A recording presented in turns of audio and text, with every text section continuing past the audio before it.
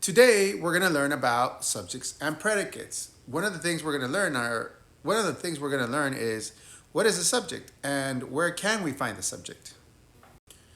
So let's start. What is a subject? A subject is a noun that can be found at the beginning of a sentence. So just in case you guys forgot, a noun can be like a person, a place, or a thing.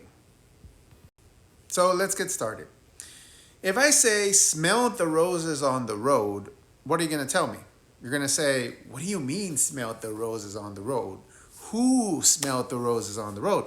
And that's exactly what a subject is. A subject is a who. So if you read the sentence, it says, smelled the roses on the road. We're going to say, who? Who smelled the roses on the road? Well, we could say, mom smelled the roses on the road. And mom would be my subject. We could say, Maria smelled the roses on the road. And Maria would be my subject. You see, the person or the thing that is at the beginning of the sentence is the subject.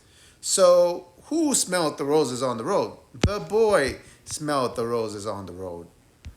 The rabbit smelled the roses on the road. So those are my who's. Those are my subjects. That's who I'm talking about in this sentence. Let's move on to the next sentence. Ate a bowl of soup. Who ate a bowl of soup? Well, can we say Joe ate a bowl of soup? We could say Joe ate a bowl of soup. Could we say Maria ate a bowl of soup? We could say Maria ate a bowl of soup. So a subject, again, is the first word, not the first word, but the person that we're talking about in the sentence. And it's usually at the beginning of the sentence. So, moving on. Here we have another sentence. Jumped into the swimming pool. Can I say jumped into the swimming pool, the boy? Does that sound right? No, it doesn't sound right. So we don't usually place our subject at the end of the sentence. So where do we place our subject? Well, like we've been doing it, we place it at the beginning of the sentence because then we can say, the boy jumped into the swimming pool. Now, let's look at this sentence. The sentence says, the table fell apart. Do we have a subject here? What do you think the subject is in this sentence? Well, the subject is what we were talking about. In this case, we're not talking about a person. We're talking about a thing. Well, what is the thing that we're talking about? Take some time, 3 seconds. 1, 2, 3. We're talking about, that's right, ding, ding, ding, ding, the table. Okay, so fell apart. What do we call that? Well, that's the rest of the sentence. That's the predicate. So fell apart is a predicate. Let's try another one. Jimmy studied all night. I think this one should be pretty easy. Who or what are we talking about? 3, 2, 1. Ding, ding, ding, ding. Got it? What's the answer? That's right. Jimmy. Jimmy is the one that we're talking about. What do you want to tell me about Jimmy? What do you want to say about Jimmy? Oh, he studied all night. That is the predicate. This one's a little tougher, but I think we can do this. The cute dog slept too long. This sentence is talking about something. And what is that something that it's talking about? That's right. The cute dog. The cute dog. What did it do? Slept too long. All right. Okay. Now we're going to do some practice. We have a couple of sentences that we're going to be looking at.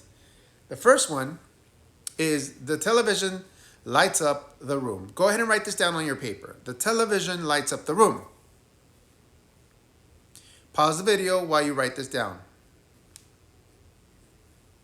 Now that we've written this down, let's go ahead and look for the subject. Let's underline the subject. The subject would be, is that a thing that we can talk about?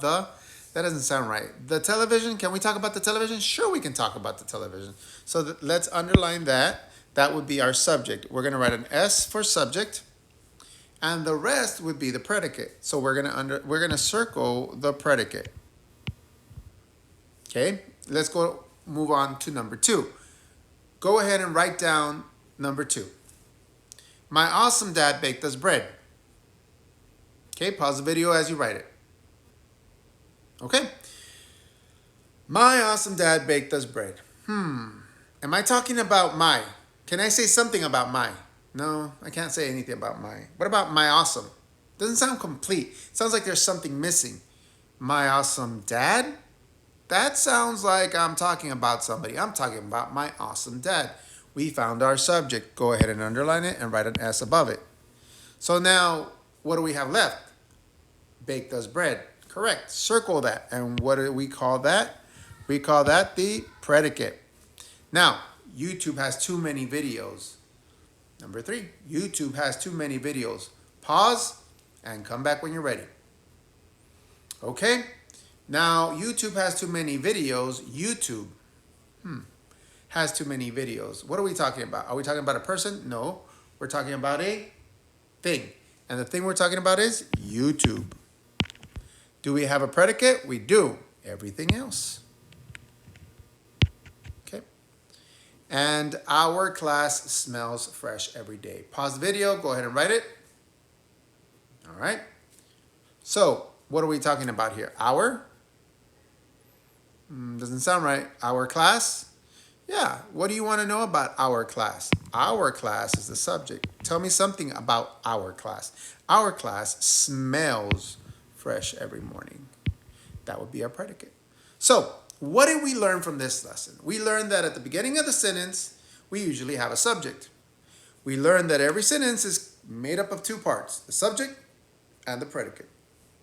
We know when we can find the subject, we know where we can find the predicate, and we know that a subject can be a person, a place, or a thing, and we can talk about those things. We can say things about those objects and people and places. Thank you.